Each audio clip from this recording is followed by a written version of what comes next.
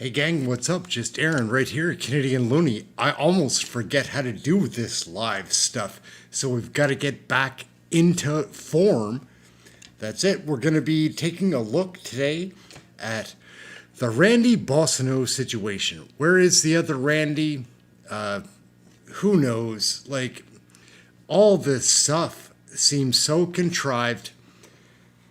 Let's jump right into the show. Everyone has an opinion about Canadian federal politics. Oh, yeah. Hey, everyone, quiet down. There's a bulletin on TV. And now for this news flash.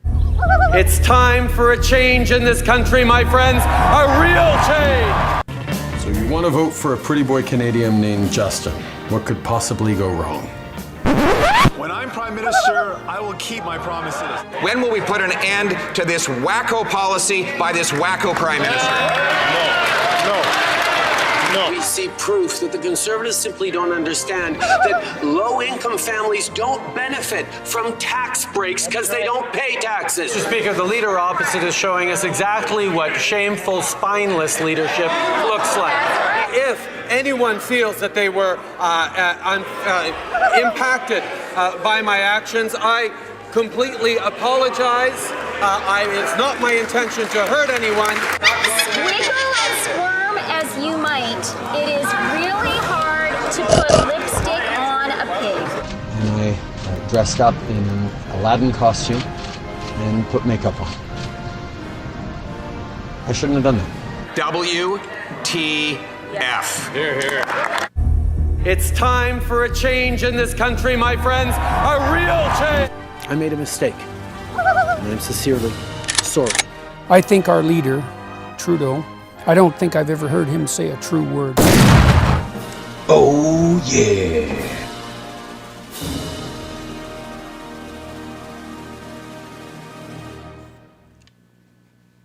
J'ouvre maintenant la réunion. Welcome to meeting. This is Randy Boissonnault's testimony in front of committee saying that there is another Randy, whose last name still is eluding Canadians. Ridiculous, right? But watch how many points of order and the way that this meeting goes down, guys. This is one of the wildest committee meetings I've ever seen. It's nuts. Number 122 of the House and of very Commons Standing easy Committee to see through. On access to information, privacy, and ethics. Standing Order 1083H and the motion adopted by the committee on Tuesday, May 7th. The committee is commencing its study of compliance of a minister to the Conflict of Interest Act. Before I begin, I just want to remind everyone again about the earpieces. Make sure that when they're not in use, that they are on the stickers on the tables so that we don't have feedback for the interpreters as well. And I want to thank everyone for their cooperation. I also want to state that all of the interventions are to go through the chair this morning. I want to make sure that there is enough time for answers and questions. I don't want any interaction that where we have two people speaking at the same time. I'm going to give equal amount of time to the questioners as I will to the minister to respond, but I don't want people jumping in because we have to be mindful of interpretation, not the least of which is the fact that the right information is getting interpreted, but also, again, to further protect our interpreters from any potential injury. So, with that being said, I want to welcome the Honourable Randy Boissonnault, Minister, for appearing for the first hour. Mr. Boissonnault, you have up to 5 minutes to address the committee. Please go ahead, sir. Mr. Chair. I just have a quick question. On a point of order, go ahead. Just before we begin, I have a quick question regarding the question of privilege motion that was being debated last meeting. I'll be quick. Page 154 of the third edition, Procedure of Practice, clearly outlines process by which a question of privilege is dealt with at committee. In the interest of time, we'll forego a recap of everything that transpired up to this point. I'll also not read the entire passage, but I want to highlight one line. The motion is debatable, amendable, and will have priority of consideration in the committee. And in my opinion, debate on that motion should have superseded the agenda today. However, out of respect for our witness and other committee members, I will abide by the agenda as published. So my question to you, sir, is will you provide the opportunity for debate to continue on the question of privilege motion at Thursday's meeting? Okay, so why don't we get through this, and then I can answer that at the end of today's meeting. I'll leave a little bit of time with the minister, and I'll let you know what the plan is, okay? Thank you. Is that fair enough? Thank you. Minister BOISSONNAULT, you have up to 5 minutes to address the committee. Go ahead, sir. And thanks very much, Mr. Chair. I'm happy to be here at committee to address the innuendo and misinformation that has been spread by the opposition over the last few weeks. Mr. Chair, it's the nature of partisan politics that we have vigorous and even fiery debates. It's the job of the opposition to hold the government to account, and I understand this dynamic and I respect it. However, even the rhetoric of a hyper-partisan Conservative Party needs to at least take into account the actual facts of the situation. So let's begin with an essential fact. Canada has one of the strictest ethics regimes in the world for elected officials, and that is exactly what Canadians expect. I've always conducted myself in an ethical manner that follows the spirit and the letter of those rules. On that note, I'm grateful to the Conflict of Interest and Ethics Commissioner for reviewing the claims made by Mr. Barrett and the media, and for the Commissioner's conclusion that there is no need for his office to look into this matter further.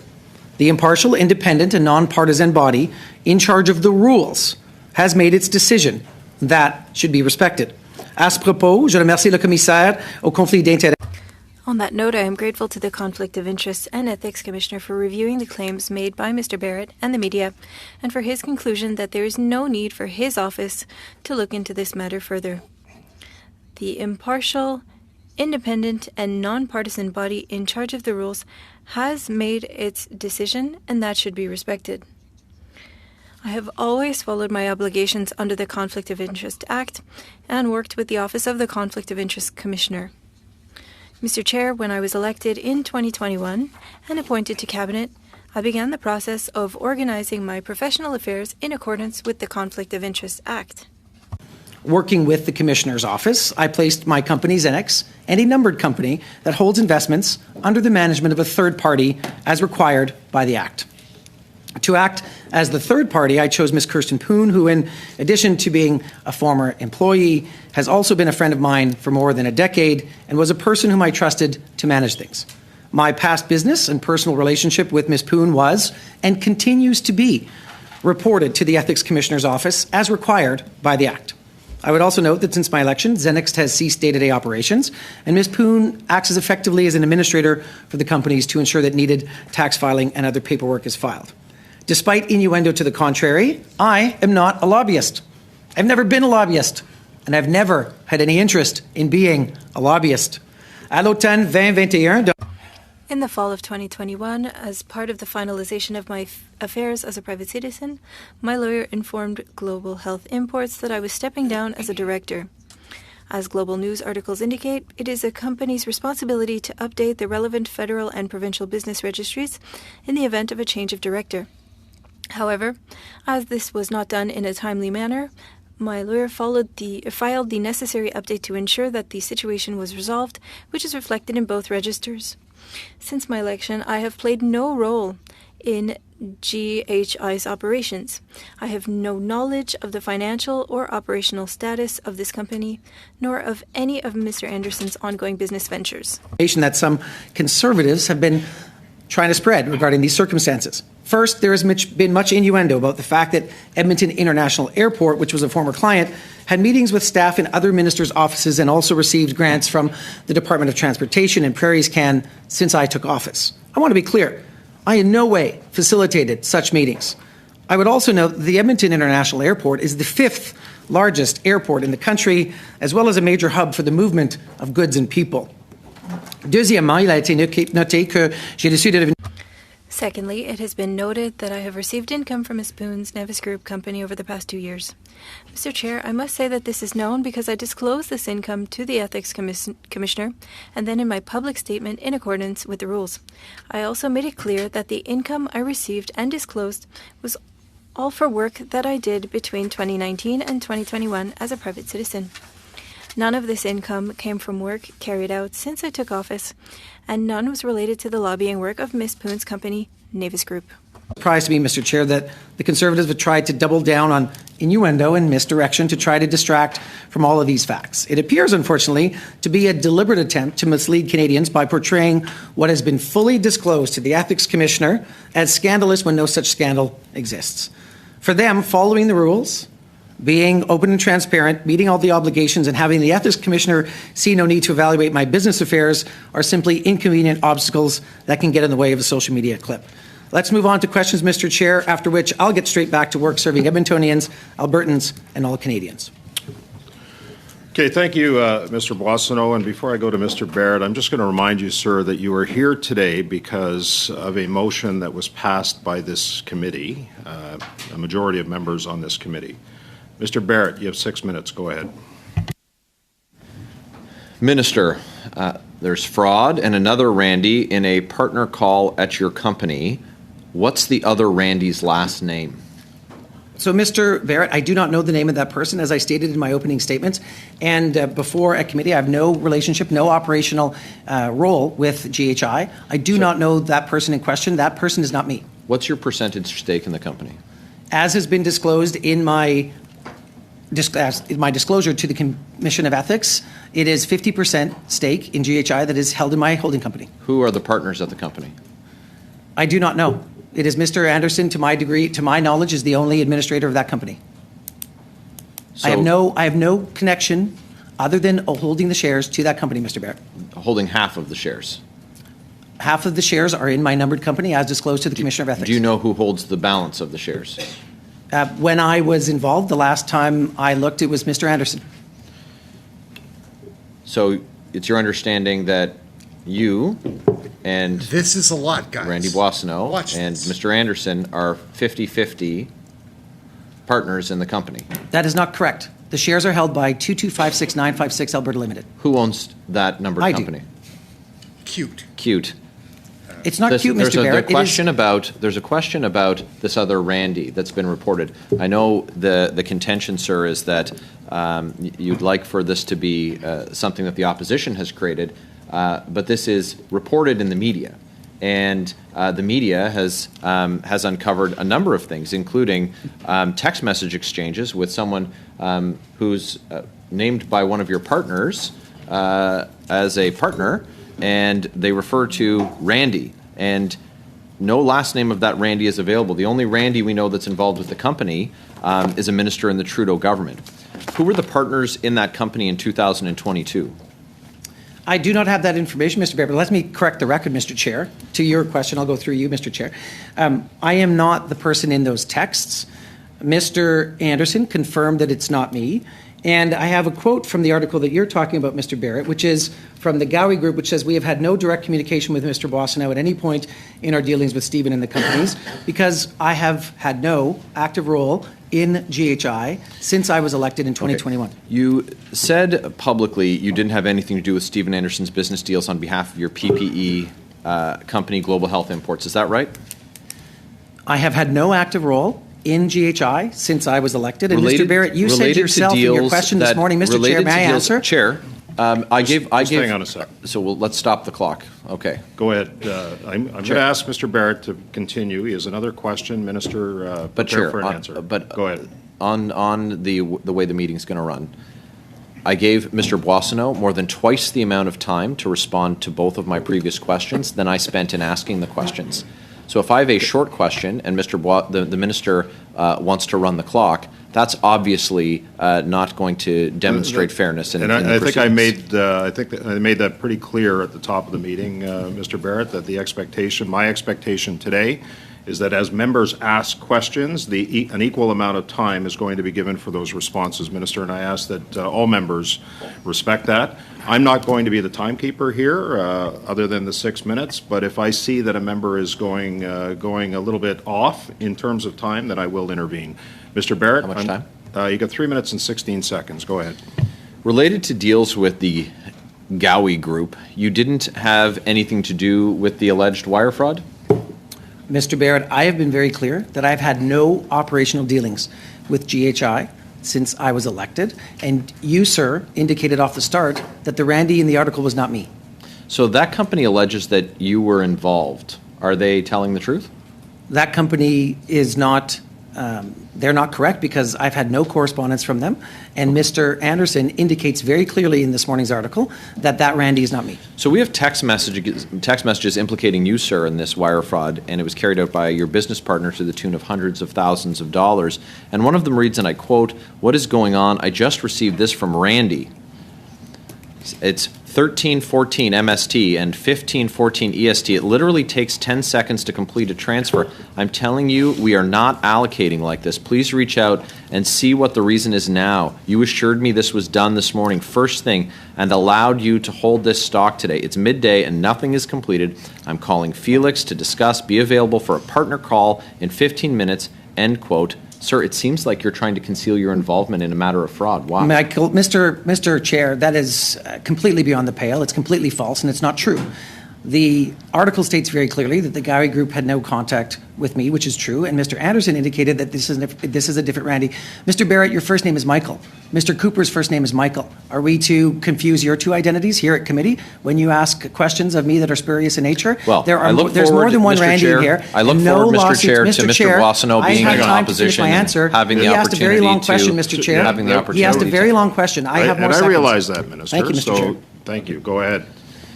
So Mr. Chair, I have time on the clock to answer that question. There are other texts as well that outline how quickly you wanted this wire transfer to go through. Mr. Barrett, that is not me, and you cannot state that for the record. That is simply not true, Mr. Chair. That is not true, Mr. Chair. I'm going to, look, I thought I made my expectation very clear at the beginning that questions will be asked and time will be given to respond to that. I am going to Mr. Barrett. Mr. Barrett, Minister, please don't intervene. I'm going to ask the same of the questioners as well. Mr. Barrett, go ahead. You've got a minute and 12 seconds, sir. Like the lack of respect for procedure at committee, we've seen the same lack of adherence to ethics rules. The Minister talked about Canada's stringent ethics rules.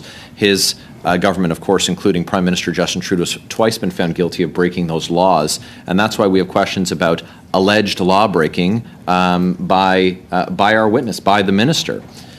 The company has been trying to get the money back, the company that was defrauded of $500,000 from your business. Where did the money from the Chair? It is a chair. Point of order, Chair. He is not stating facts, and I but cannot he didn't let falsehoods finish his go, question. Mr. Chair. You're going to have ample opportunity to 30 seconds was the length of my question. I know you're protecting his clips, Mr. Chair, no, but he is stating falsehoods. I'm not actually, Mr. Boissonnault. So we have a corrupt minister from a corrupt government. Not true. That is simply beyond the point. Mr. Chair, that is outrageous behavior by that member. Mr. Barrett. Can I have my time? I've asked for 2 points of order. I'm going to go on your point of order. Go ahead, Mr. Brock. I have never, in my almost 3 years of public service, seen such disrespect by a minister for the procedures here at committee. He's constantly talking over the witness, and now he's talking over the chair. It is conduct unbecoming. I've got your point of order, Mr. Brock. I appreciate that. Mr. Barrett, you were at 34 seconds in your intervention. So I'm going to ask you to ask your question. And point of order. Sorry, go ahead, Mr. Housefather. Mr. Chair, referring to someone as corrupt is unparliamentary. I would ask that you order it be withdrawn. Sorry, ask that I order it what? I would ask that you ask Mr. Barrett to withdraw those comments. That is unparliamentary to refer to someone as corrupt. Yeah, Mr. Barrett, I am going to ask that you withdraw those comments, please. Alleged corruption by a corrupt government. Okay, thank you, Mr. Barrett. You have had... That was not a withdrawal, Mr. Chair. That was a doubling down. We've got a point of order from Mr. Villemure. Go ahead, Mr. Villemure. Allez, s'il vous plaît. Thank you, Mr. Chair. All committee members have accepted to hear from Mr. Boissonnault so that he can explain the situation. And I can't currently understand because everyone's talking on top of each other. That's what I said when we started. I don't want this to descend into a point where, everybody's talking over each other. And I'm going to enforce that from this. I've been enforcing it, but I'm going to enforce it from this point forward. It's just it means that we're going to be wasting our time here and not being able to ask the questions that we want. Mr. Barrett, you've had 34 seconds. Do you have a question for Mr. Boissonnault? Because I want to give an equal amount of time. Go ahead. Go ahead. Through you, Chair, we'll give the Minister an opportunity for transparency. For a first, Minister, will you provide this committee a copy of the letter notifying in writing that you wanted to be removed as a director from this company? And further, will you provide any financial records related to this company? Will you provide them to the committee? Mr. Chair, there is a well-established practice done by the Ethics Commissioner that every single member around this table has to go through. The standards are higher for parliamentary secretaries and ministers. I have followed that process to the letter. All of those documents were provided to the Commissioner of Ethics. And Mr. Chair, the Ethics Commissioner sent me and Mr. Barrett a letter indicating that there was no need. He took the decision that there's no need to look into my business affairs, no need to evaluate them. I have followed the letter to the rule to the letter. Thank you, Mr. Boissonnault. Mr. Barrett. Ms. Damoff, you have 6 minutes. Go ahead, please. Thank you, Chair. And before I start, I just have a point of order. Mr. Cooper has just called me disgusting, and I would ask that he please remove that from. I mean, it's not appropriate. I'm sorry. I was dealing with other issues. Point of order. I didn't hear it, Ms. Damoff. He's done it I'm twice, sorry. Chair. Okay. Point of Well, order, I didn't Mr. hear Chair. it, so I apologize. Mr. Chair, those who live in glass houses should be very careful that's about not a throwing point of stones. order, Mr. It is, Clark. because Thank Ms. Damoff used the very same language towards my colleague, Mr. Cooper. I heard it very clearly on more than one occasion, Chair. So the chair did not hear it because I was obviously busy dealing with some other issues. So I'm going to ask Ms. Damoff that you continue for 6 minutes. Go ahead, please. Thank you, Chair. So as to not interrupt her time? On a point of order, Mr. Barrett. At the conclusion of, it's a practice at other committees and this one in the past, that when there's a request for documents made, that there's confirmation by the clerk to the witness the information that's been requested. So is the committee to understand that the witness will provide the documents that were requested to the committee or not? Mr. Boissonnault, will you provide those documents that have been requested by Mr. Barrett? Mr. Chair, I was very clear in my answer. Any documents related to my affairs as a private citizen before becoming a public office holder have been provided to the Ethics Commissioner and his team, and they have looked at those documents, and the Ethics Commissioner has included there is no need to evaluate my business affairs, point à la ligne. Okay. So if the committee feels compelled to request those documents, you can do so when you have the floor, Mr. Barrett. Go ahead, Ms. Damoff, please. Thank you, Chair. On May 7th, CSIS reported that disinformation is the biggest threat to Canadians, and more than 84% of Canadians are somewhat concerned with this issue. And I find it really, I'm really disheartened that the Conservatives would prefer to go on a witch hunt against a Minister of the Crown versus continuing and finishing our study on misinformation and disinformation. Mr. Boissonnault, when you become a minister, is the procedure involved with documentation the same as a member of Parliament? Because I would note none of the opposition members have ever had to complete the documentation. As a parliamentary secretary, I have. I know it's quite extensive. Could you maybe discuss that? Absolutely, Ms. Damoff. When you become a public office holder, as you have experienced, there's a much different approach from just sending in your annual report as a member of Parliament.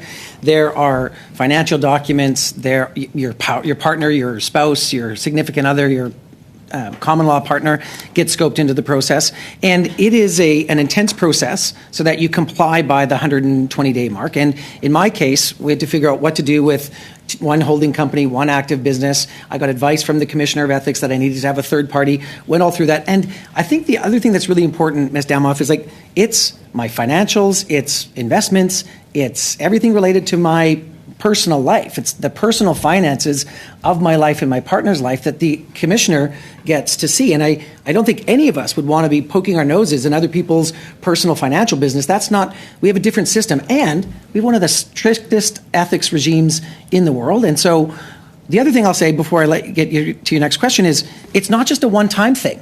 It's a continual process. I have to constantly decide and make sure that we're complying with the Act, and I recuse myself from nominations and appointments all the time so that I stay on the right side of the Act. And you have to file annually the reports.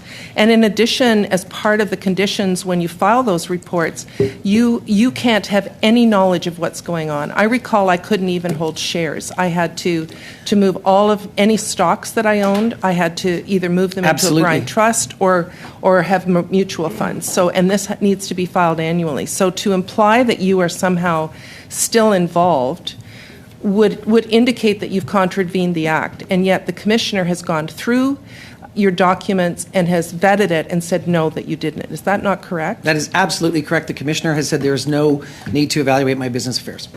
So I want to ask you a personal question, Minister Boissonnault. When the Conservatives go on these witch hunts and say things like you're corrupt, or call you disgusting, or say that you're part of a corrupt government, what impact does that have on you and your family? Well, I can tell you we've had people parked outside of my house for 6 weeks with a threatening vehicle that switches out every 3 to 4 days to comply with the bylaws, that whatever Pierre Poilievre says in the House of Commons gets written all over those windows. And my partner didn't sign up for that, and neither did anybody on my block. And it comes directly from the anger and the fear that the Conservative Party is spreading in this country. And I can tell you, Ms. Damoff, it breaks my heart that you have made the choice that you have made to no longer serve your community and our country, because you are a phenomenal parliamentarian and an amazing parliamentary secretary. And when truth and reason and facts leave this place, it damages democracy. And the decisions made by people around this table have life-altering consequences for people who do not put their name on a ballot. And I do not think that everybody around this table treats Canadians with the respect and care that they should when they become a member of Parliament. Do you think Canadians expect more of members of Parliament? There's only 338 of it here. I consider it a great privilege to be serving the constituents of Oakville, North Burlington.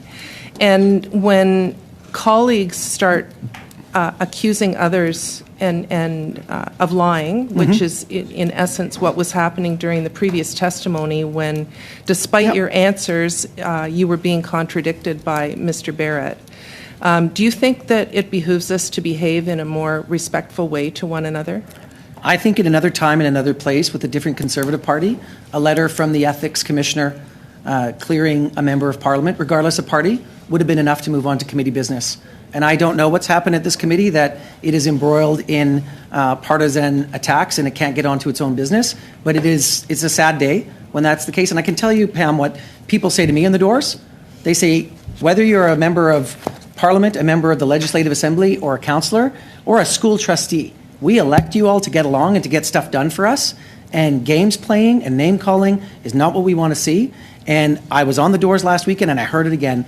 And so we can all hold ourselves to a higher standard. And I hope that we get there in this committee and across government. I will say that in the past, I used to find committees were the one place where collaboration would take place and where we were able to accomplish, I would say, really great things. We have a study on misinformation and disinformation that I think could be helpful for Canadians, and instead this committee regularly gets deadlocked on the latest gotcha moment, and it's unfortunate that we're stuck in the mud because of accusations, and I thank you for being here today, Thank Minister. you, Ms. Damoff. Thank you, Mr. Boissonnault. Monsieur Villemure, pour 6 minutes. Commencez, s'il vous plaît. You have 6 minutes. Thank you, Mr. Chair. Thank you, Mr. Minister, for being with us today. My constituents in Trois-Rivières understand my past as an ethicist, and many have followed your testimony here today, and they're wondering what's going on. I would like to give you 2 minutes out of my 6 minutes to tell us more about what brought us here today. That's a great question, Mr. Villemure. In part because of what Ms. Damoff has said. The Conservatives want clips for social media. I re-won my seat in 2021. During the 2 years that I was a private citizen, I divested my company whether I went back to my company, I was by myself in my office. I worked with people on projects. For example, working for the Westminster Foundation for Democracy, I worked in Bolivia to help that country rebuild its democratic institutions. I also worked with an organization in Thailand that wanted to help LGBTQ people. I also founded the Global Equity Caucus, and I am a gay man. I'm a gay parliamentarian, and when I went to international events, I was looking for people like me so that I could have discussions on how to move issues forward for our community. So, me and a couple other people created this network. And when I won my seat, I had agreements, I had clients, and I spoke with the ethics commissioner, and I was told that there needed to be a third party to manage my affairs. I named such a third party. I was always honest. I said that she was registered as a lobbyist. I'd known her for 10 years. I trusted Miss Poon, and that is why I named her as director. And so she sends the documents to the Revenue Agency every year. The ethics commissioner told me, great, no reason to look into it, and we're here today because Conservatives want to fight. They want more seats. And I'm going to campaign again. I'm going to win because I serve my constituents with integrity. Thank you very much. This touches on my second question on why we're here today, but I would like to add, and I was listening to my colleagues' questions, very intense questions. Why are you here this morning, and why is there so much hatred? I believe that today's Conservative Party is afraid they're not in control of the changes in the world and here, and they are angry. And that brings a certain hatred within the party. And they want to undermine institutions and damage our country. The Conservative leader said that the notwithstanding clause could apply to rights. Is it my rights? Your rights as a Francophone? The rights of trans people? Indigenous people? How will that notwithstanding clause be used? I can't believe that today's Conservative Party is so angered by things that they can't control, like climate change. They deny climate change, and instead of finding a solution to something that we can clearly see with forest fires, they simply want to say no. They want to go back to a country that no longer exists. And I think that they will do everything that they can to win seats, and I will stop them from doing that at Edmonton Centre. Thank you, Mr. Minister. And 2 questions.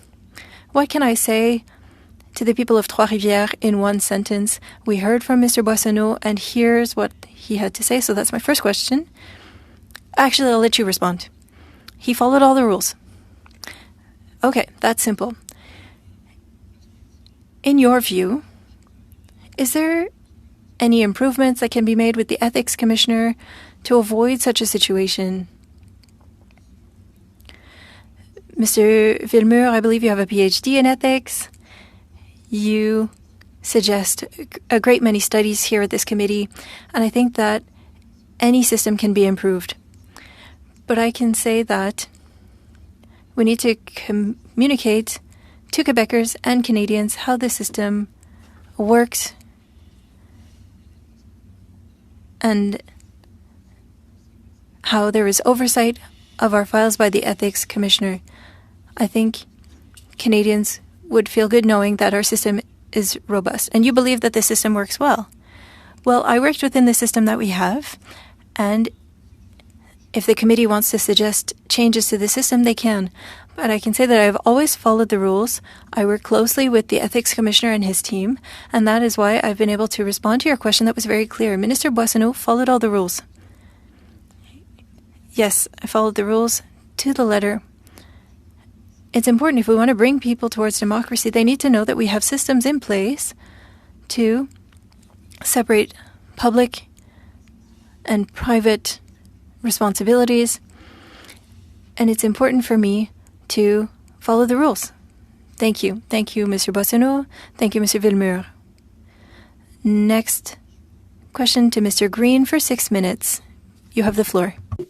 Minister Boissonnault, in your time between your last elected position and your most recent election, I'm to understand it was how long? I was elected in 2015, and I lost the 2019 election, and I won the 2021 election. So in 2 years, you created a company that was essentially a consultancy, is that correct? No, I had a consultancy from about 1999 until the time that I was first elected in 2015, when I made sure that the company... In your 2 years, what was the nature of the business that you created here? So I didn't create a new business, Mr. Green. I simply restarted my business, Zenix, which is a management consultancy. And as I indicated to Mr. Villemure, I had many clients, and my forte, if you can use that... What experience did you have in procurement and PPF? So with respect to that company, which I have no more work to do with, we were at the time of a pandemic, and we were at the time of a great What call. experience did you have prior to this procurement that involved PPF and procurement? 15 years in business, Mr. Green. I was able to make sure that we had products supplied to my community. I had 15 years in business. This was a decision to start a business. There were tens of thousands of businesses started up during the pandemic to help our country and our community, and this business was one of them. Okay, so you got into procurement to take advantage of the opportunities that were presented in COVID, perhaps your relationships with the Liberal government. I wouldn't say that. And you had... Order, Chair. Mr. Boissonnault, Mr. Green was in the middle of his intervention asking a question. I'm going to ask that you let him finish, and you'll be given an equal amount of time to respond. Mr. Green, go ahead. I did stop your clock. In your earlier testimony, you stated that the Gowie Group had no contact and that the article states in reference to the text that they mentioned to Randy. It is stated in this article that you've referenced to refute to the Conservatives' claims that it was Gooley's understanding that Anderson was referring to Boissonnault, whom Anderson had told her was a partner at GHI and a public official, a representative of Gooley Group wrote in a statement. So there's an obvious contradiction here that is public. And while it is true, you may want to appear before this committee and act as though this is simply a Conservative witch hunt. I would tell you from my perspective as a New Democrat, this doesn't pass the sniff test. So please explain this very obvious contradiction between your testimony and what is being stated here. Mr. Chair, thanks, Mr. Green. And Mr. Chair, through you to Mr. Green, there are some baseless comments in your intervention. And let me just be really clear. I had nothing to do with the Gaia Group. I have no ongoing role in this company, and I haven't since I was elected. The article itself, and I'll repeat, says we have had no direct communication with Mr. Boissonnault at any point in our dealings with Stephen and the companies. That's from the Gowie Group. Mr. Anderson confirmed in the article that I am not the Randy in question. And so I would also say that, you put words in my mouth and said take advantage. I never said that, and nor did I say the W word, because I'm very careful to use that word. I am here to answer questions as the Ethics Committee has asked me to do. And sir, listen. Sure. That's all great, but you're providing contradictory testimony.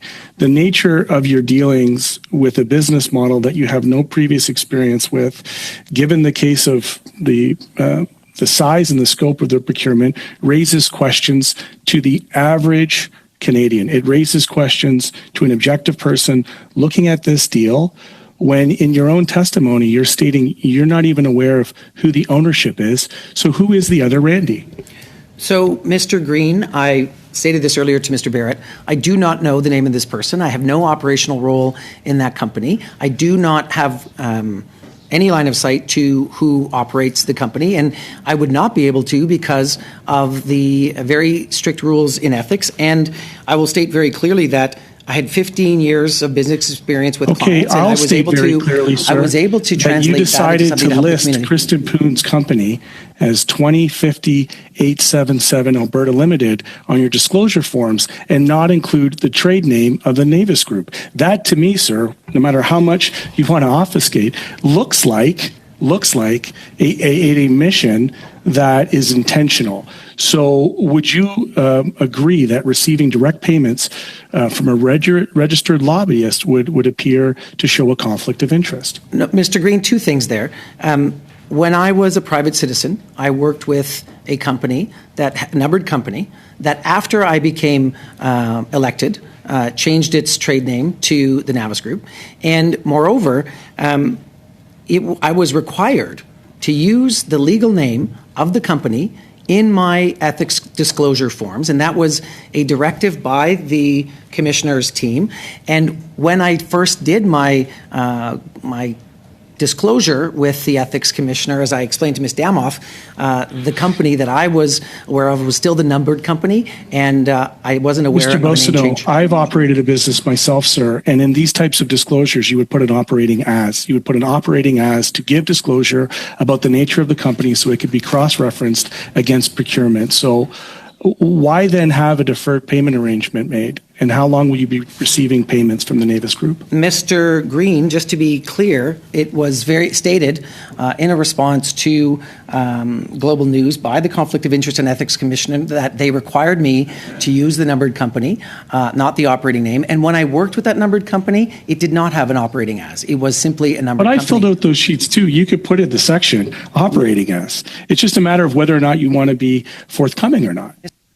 I think I've answered this question, and it was a requirement. Very quick response. It was a requirement to use the numbered company, and I have provided all information regarding my financial affairs and my business affairs to the Ethics Commissioner, Thank you. who has said there's no need to look into my affairs. Thank you, Mr. Green.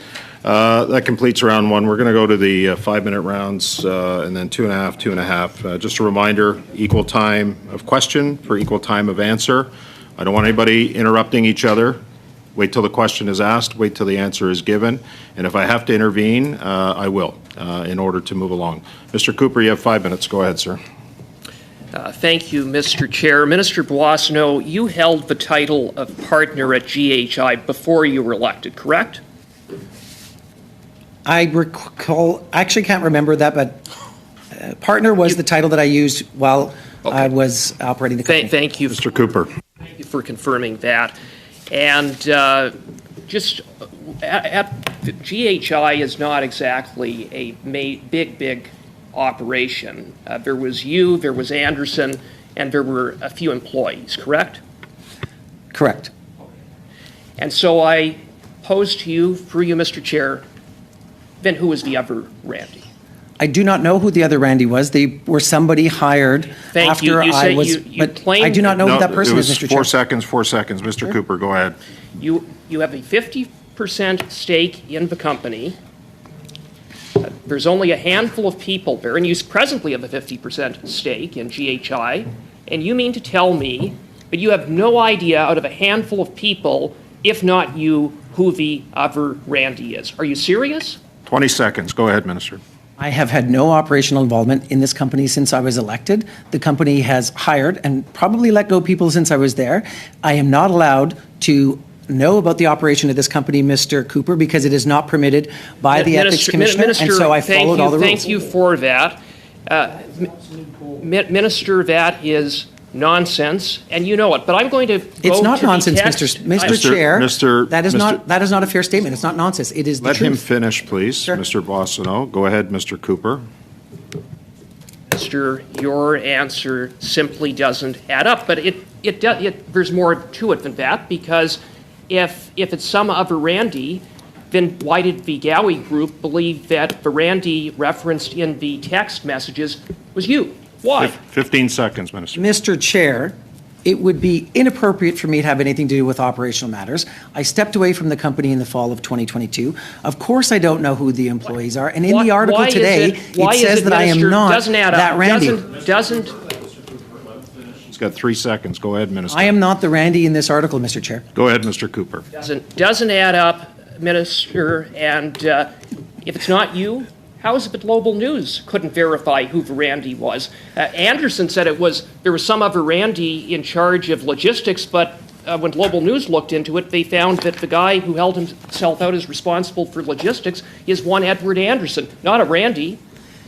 Mr. Cooper, I have no operational relationship to that company, and so the matters of staff are not in my purview. And let me state again for the record, from this morning's article, from the Gowie Group, we have had no direct communication with Mr. BOISSONNAULT at any point in our dealings with Stephen and the companies, and Mr. Anderson has said that Randy is not me, and I have not received any communication from Mr. Cooper, go ahead. Through you, Mr. Chair, Minister, in looking at the text message from Randy to Anderson, it states it's 15:14 Eastern Standard Time. This is a text to someone who is in Alberta in a text message about a client in California. What is 15:14 Eastern Time? Well, it happens to be the time zone of Ottawa. Just another coincidence, Randy? I mean, I have no idea because I did not receive those texts, and I have no operational relationship to this company. Be available it's for a time zone. Mr. Cooper, just let him respond, please. It's a time zone and a text that I have nothing to do with. Well, Mr. Anderson has said that's not it's another, me. It's another Mr. Gowie, Mr. Chair, Mr. Chair, I am not being interrupted. Mr. Cooper, he's got like 8 seconds. Let him respond, please. Go ahead, Mr. Thank you, Mr. Chair. I am not the Randy in question. Mr. Anderson has indicated that I'm not the Randy in question, and the Gowie Group has said they've had no communication. Mr. Cooper, go ahead. And so not only Eastern Time, Ottawa, also be available in 15 for a partner call. You said you had previously been a partner. Just another coincidence? Just another Randy? The operational word in your statement, Mr. Cooper, is previously. I ceased to be an officer and a director of GHI in October of 2021, full stop. Ed, you got 25 seconds. Minister, the Gowie Group thinks it's you. Global News can't track down who the other Randy is. The Randy who's texting happens to be referencing Eastern Time. You happen to be a member of Parliament serving a lot of your time in Ottawa. You said you were a partner. The text message references a partner. This is a small operation. You have a 50% stake in the fact that you can't identify who the other Randy is doesn't pass the smell test. And if there isn't another Randy, then you, sir, broke the law. Mr. Cooper. Thank you, Mr. Cooper. May I respond, Mr. Chair? It's the end of the time. You can respond in the next round. Mr. Fisher, go ahead. 5 minutes. Go ahead. Can I start with a point of order? You're out of order, Mr. Cooper. No, you can't Mr. Fisher, that's comments like that. That's not a point of order. Okay. That's not a point of order. Mr. Fine. Fisher, you have 5 minutes. Go ahead. Start your intervention, please. Go ahead. Thank you, Mr. Chair. Thank you, Minister, for being here. All MPs, backbench MPs, opposition MPs, parliamentary secretaries, and ministers all have forms that they would need to fill out for the Ethics Commissioner. Can you talk about what is required of a minister? You've been a PS as well. Talk about the strict requirements of a minister. You talked about in your opening statements of taking the necessary steps under the Conflict of Interest Act. You talked about some of those steps. I tried really, really hard to pay attention and follow, but there were so many interruptions. I'm going to ask you if you could just outline, and I've never been a minister, probably never will be a minister, but I'd like to know maybe a little bit about what some of those, that higher level of scrutiny is that you have to put yourself forward that perhaps myself and other members of this committee haven't. Well, I appreciate that, Mr. Fisher. And look, the scrutiny is intense. You've got 120 days to comply off the start. And if a minister has stocks, you have to sell them. If your partner has stocks, your life partner has stocks, you have to sell them. You can only hold mutual funds, and you have to make sure that there's no operational connection between you and any businesses or nonprofit associations that you would have operated at some point. And so in my case, it was not just make sure that everything was compliant with the Act in the first 120 days. When you're a minister, it's a constant, compliance isn't an endpoint. It's a process. It's fluid. And what's important to note is that I have made the decision, rightly, to recuse myself on appointments and nominations. I've always been very careful to make sure that I respect the rules that are set out by the Commissioner of Ethics, and the Commissioner of Ethics himself has said that I follow the rules and there's no need to look into my business affairs. Thank you, Minister. And I appreciate the clarity that you've provided through that statement. You've probably heard of the news about Conservative MP Brendan Leslie crafting and circulating a fake news video online. I can see why, and you're an interruption today into our misinformation, disinformation, malinformation study, which I had found as a new member of this committee to be absolutely super interesting. Notwithstanding the fact that... Mr. Fisher, I've stopped your clock there. Thank you. I'm just going to remind you that it was a majority of the committee that voted to have Mr. BOISSONNAULT here as part of this study. So it's not an interruption of anything. This was a decision of the committee, and he is here, as will the Conflict of Interest and Ethics Commissioner be here, because a motion was passed by this committee. I just want to clarify that for you, okay? Thank you. Thank you for the clarification, Mr. Chair. Mr. BOISSONNAULT, in my remaining time, is there anything else that you would like to put forward on the record? I think I'll restate that I'm not a lobbyist. I've never been a lobbyist. Never registered as a lobbyist because I never wanted to be a lobbyist. And, to your other question, Mr. Fisher, I hope that the committee will be able to get back to the business at hand. And I'm happy to appear here so that people understand that the Commissioner of Ethics looked into, asked me for information. I provided that information, and the Ethics Commissioner said there's no need to look into my business affairs. Thank you very much. And Mr. Chair, I would suggest that calling relevance on me, and in this particular instance, when there has been very little call of relevance to many, many members of this committee recently, I would take some umbrage with that. And you can. And I was clearly explaining and reminding you that it wasn't a matter of relevance. It was a matter of the fact that a motion had been passed by this committee. You still have a minute and 38 seconds. Okay. Monsieur Fortin pour 2 minutes et 30 secondes, s'il vous plaît. 2.5 minutes. You have the floor. Thank you, Mr. Chair. Hello, Mr. BOISSONNAULT. I've been listening to the different questions. The Ethics Commissioner told you that there were no issues, that there was no need to investigate. Have you had any discussions with the Lobbying Commissioner? For the first question, yes, it has been confirmed by the Ethics Commissioner that he doesn't have to look at my private affairs. Regarding the Lobbying Commissioner, I have received nothing from the Commissioner. No communication from the Lobbying Commissioner. I follow the rules. I'm an elected official, and I had a role as parliamentary secretary. I'm in that 5-year period. I've never been a lobbyist. I've never been registered as a lobbyist. And so I've not received anything from the Lobbying Commissioner. I understand. And I understand that you never wanted to be a lobbyist. But that doesn't mean that you might not have violated lobbying rules. But have you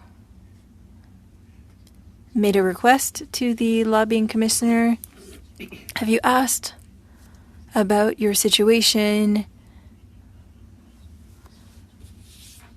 whether or not it would be problematic?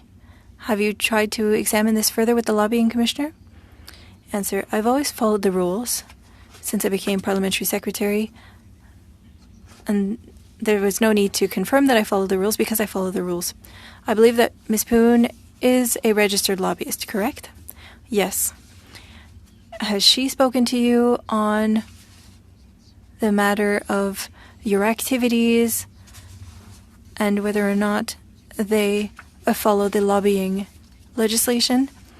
I was always clear with her and with clients that I would never organize a meeting with a government official, and I would never participate in an event with an official, and I have never done so. your company was in discussions with the Edmonton airport, and during those activities, did you participate? No, I never participated in meetings with the federal government and Edmonton airport. I never organized meetings for the airport with the federal government because that would have gone against my responsibilities. Thank you, Mr. Boissonnault. Go ahead. Minister, when was the last time you had a conversation with Kristen Poon? Earlier this week. We are friends, and we've known each other for 15 years. So you chat. How frequently would you suggest that you are in communication with Ms. Poon? Depending on the time of the year or what's going on in our friend circle, we would communicate a couple of times a month, perhaps, if not more. And Ms. Poon is a registered lobbyist?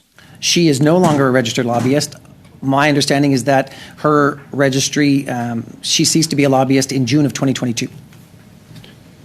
And you received payments from her prior to that? That is not true. What happened is that work that I did while I was a private citizen,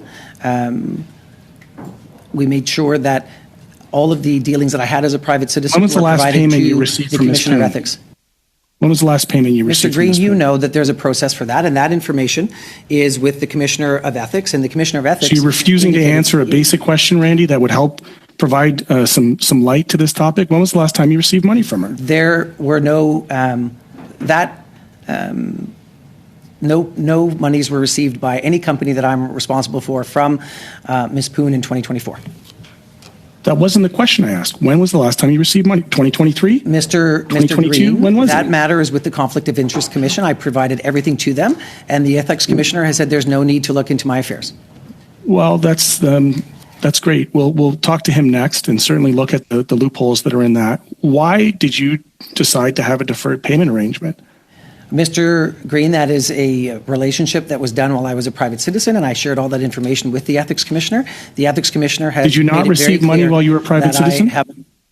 There's no need to look into my business affairs. Did you not receive payment while you were a private citizen? I received income as a private citizen while I was making a living as a business person, yes. So at some point you decided with a deferral agreement, when did you make that decision? Mr. Green, that information has been provided to the Ethics Commissioner. And the Ethics Commissioner has looked at my business affairs and said there's no need to look into them. Has the CRA? Hold on, Mr. Green, I've stopped the clock. I have a point of order from Mr. Barrett. Does the procedure committee not require that a witness answer a question? Not knowing the answer to a question, providing an answer that isn't satisfactory to the member asking, are not open to debate. However, refusing to answer a question of a parliamentarian at committee is and has been found to be a contempt of the parliamentarian's right who has put the question. So, Chair, a refusal to answer a question, it is a fact that is not permissible. I put to you, Chair, that the Minister is refusing to answer the member's question, and that's not acceptable. That's not acceptable. Mr. Barrett, we dealt with this with Mr. Warnick, and I certainly, when he was here, I clearly stated that the expectation of the committee is that the witnesses will provide an answer to the question. I'm going to leave it to Mr. Green here in the very short period that he has left to conclude this round, and then we're going to go to quick second rounds or other rounds here. But the expectation is that the ministers will answer, and then it'll be up to the committee to decide if they're not satisfied with those answers, then they can take action. On the same point of order? Go ahead, Mr. McKinnon. Sorry, Mr. Green. Thank you, Mr. Chair. I would like to comment that the minister has not refused to answer any questions. He's given answers. That's debate. That's debate, Mr. McKinnon. I'm responding to the point of order. Yeah, the allegation is false. He's given answers. They just don't like the answers. Thank you. On the point of order, sir? Okay, Mr. Green, on the point of order, go ahead. Given that I'm the part of the topic of the point of order, I reserve the right to also submit to you, sir, that he has refused to provide answers to this committee. He's done it on multiple occasions in and 2 minutes and 23 seconds. And I would like to say that that is what I would consider to be a breach of the powers of this committee. And I would suggest to you that nobody, whether they be a parliamentary secretary or a cabinet minister, is above the procedures of a standing committee. That is why he's here before us, Mr. Chair.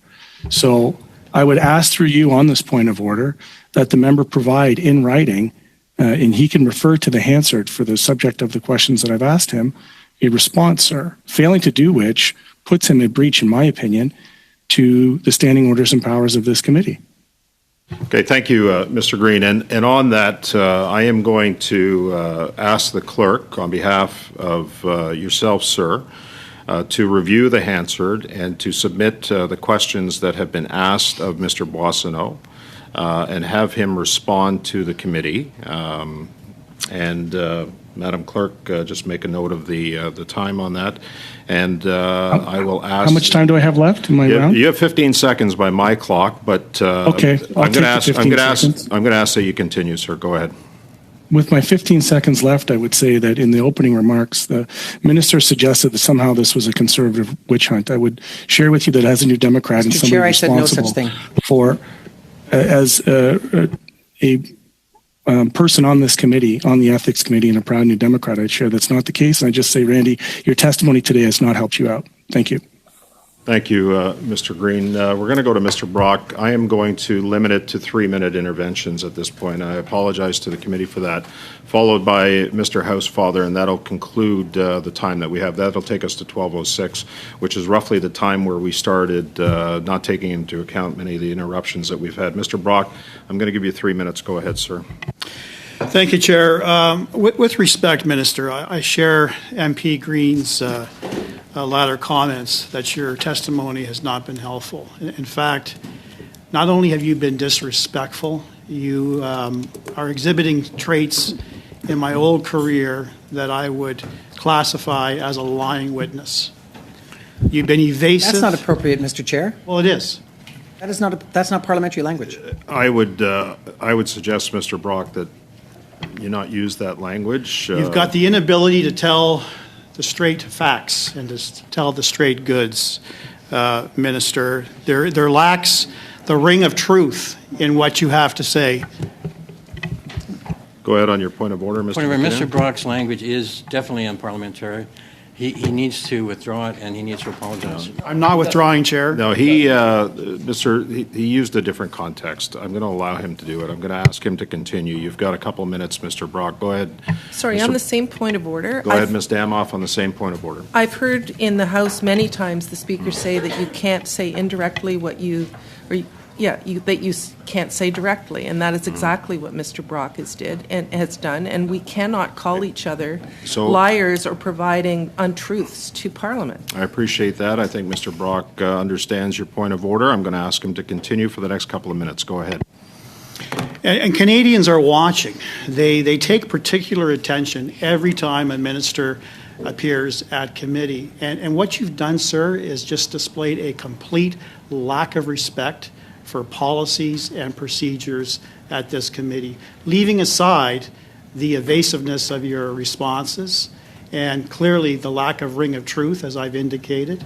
So on the issue of what was reported this morning in the global news, did you take it upon yourself to reach out to your former partner and ask for clarification as to who this other Randy was?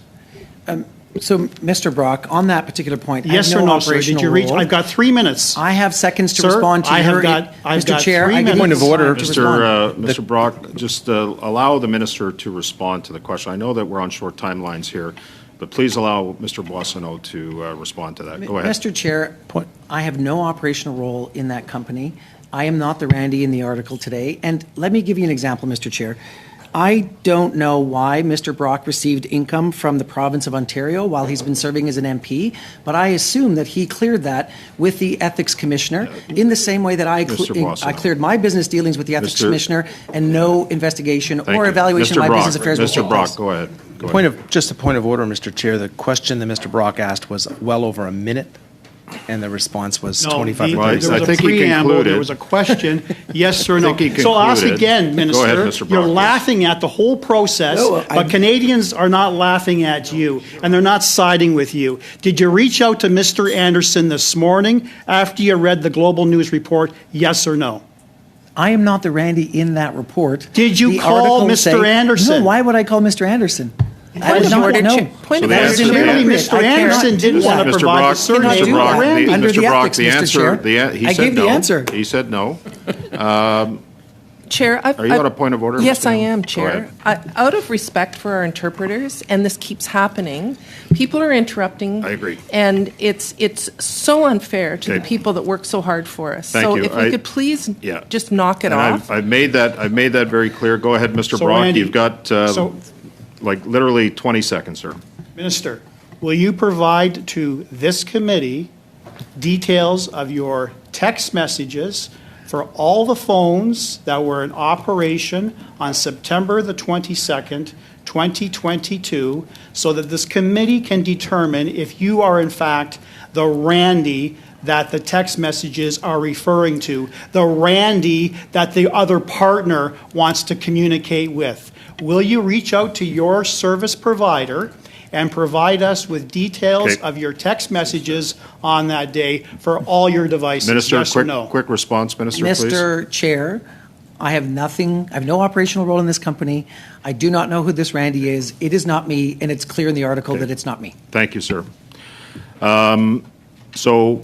I'm going to take that as a request from Mr. Brock, and again, I'm going to ask the clerk to follow up on that request. Point of Mr. order. Housefather, you have 4 minutes. Go ahead, sir. Point of order? Go ahead on your point of order, Mr. I McKinnon. would just like to observe that a request from a member is not the same as a request from the committee.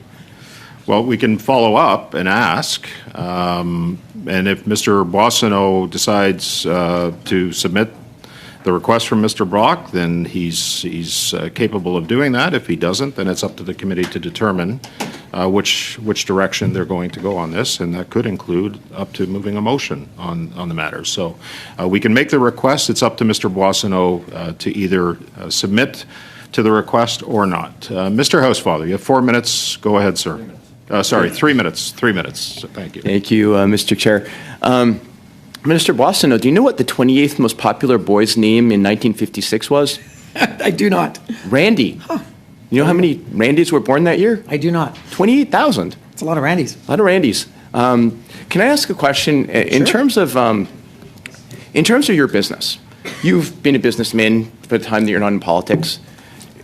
When you earn income, does it always come all at once? For example, let's say you set up a client and you enter into a contract with the client and they buy goods and they committed to buy goods over a period of 2 years.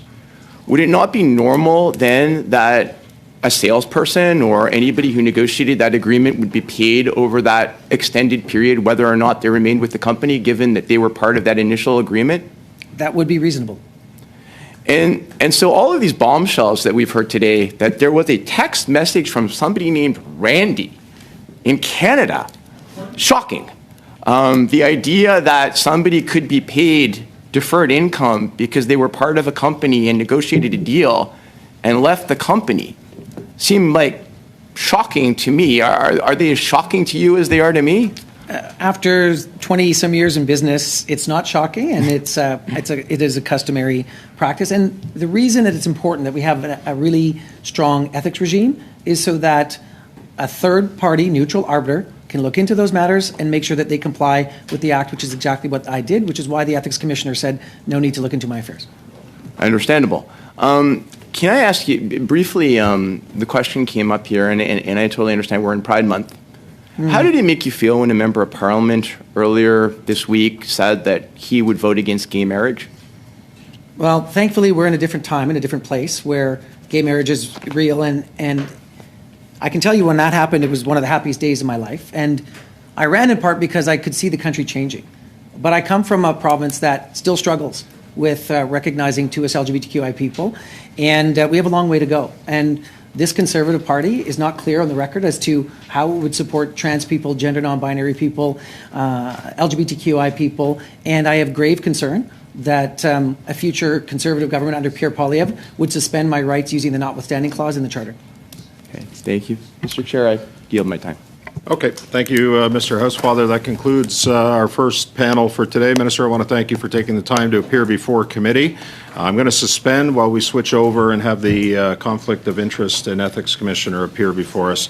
Meeting suspended. Thank you.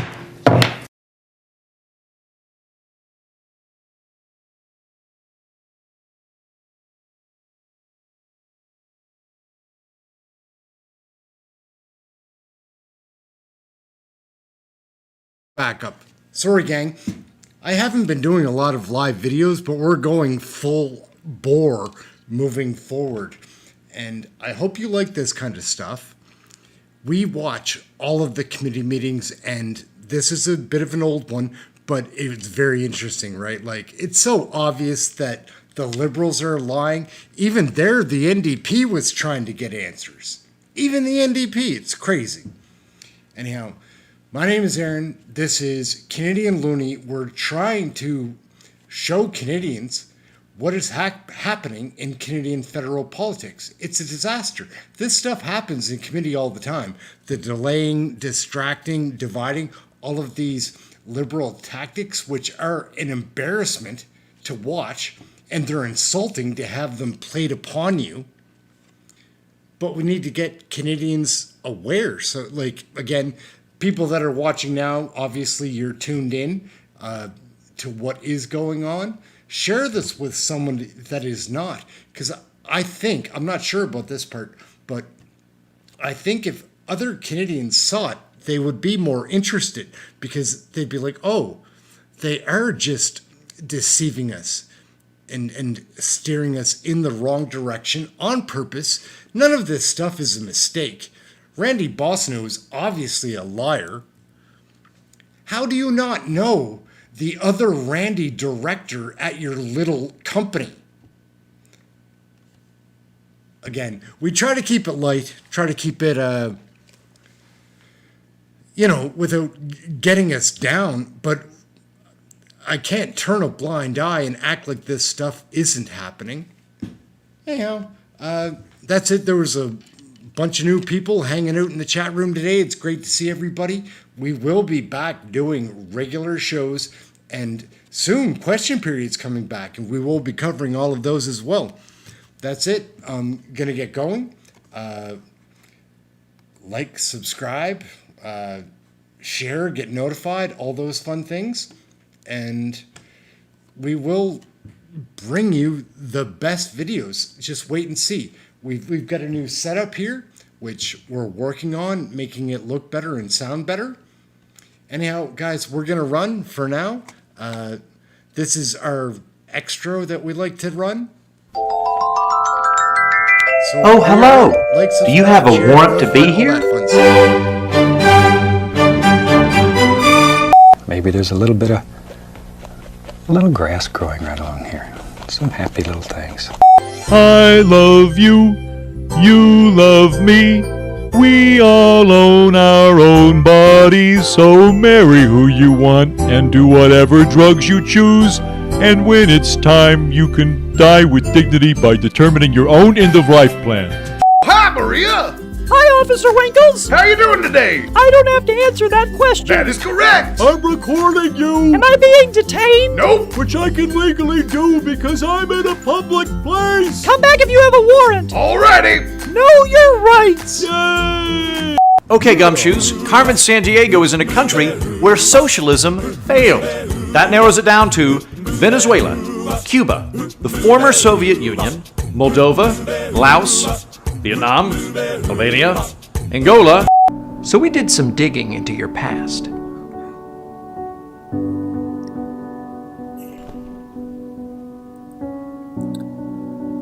Oh, the suspense is killing me! But we still haven't solved the case, Holmes. Why is marijuana a Schedule I drug? Elementary, my dear Watson. Nixon and racism. What? You okay? I don't know. Hey man, it's alright. It's alright. We've got qualified immunity. Qualified immunity, it's not for you, it's just for me. I shot your dog. I shot your wife. I get to go on with my life. My favorite part is where the character says, "I do not want green eggs and ham." And then Sam I Am says, "That's fine. You don't have to eat them. That's your right." The end. It's a short book.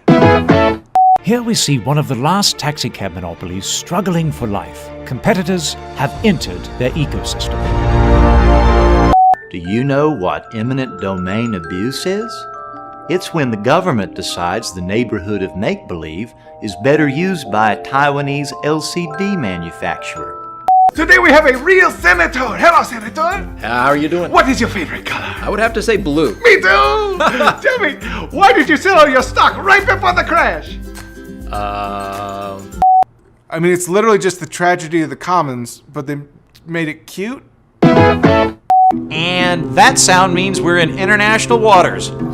I'm gonna marry a robot and sell my kidney on eBay. My dearest Rowena, today the district attorney filed criminal charges against a two-door sedan. Carmen Sandiego is hiding in a country that contains an American military base. Is she in Australia, Bahrain, Belgium, Brazil, Bulgaria, the British Indian Ocean Territory, Cuba, Germany, Djibouti? Menace. Circle, square, rectangle, war factory. All right, Jack, where is your gay wedding cake? I refuse to bake a gay wedding cake, and you can't force me to. It's my right. That is your right, but it is my right to kick you off of this show. Please leave. Yep. You homophobic bearded meat goblin. I just want enough to warm it up some. I don't want to set it on fire. It's very easy to set it on fire. Well, today on This Old House, we're at the city zoning office because they think our new porch is 2 inches too close to the sidewalk, which is f***ing bullshit because their sidewalk is too far away from the street, which they'd know about if they'd read any of the emails I'd sent them over the past 18 months. So join us as we waste our whole f***ing day on this shit.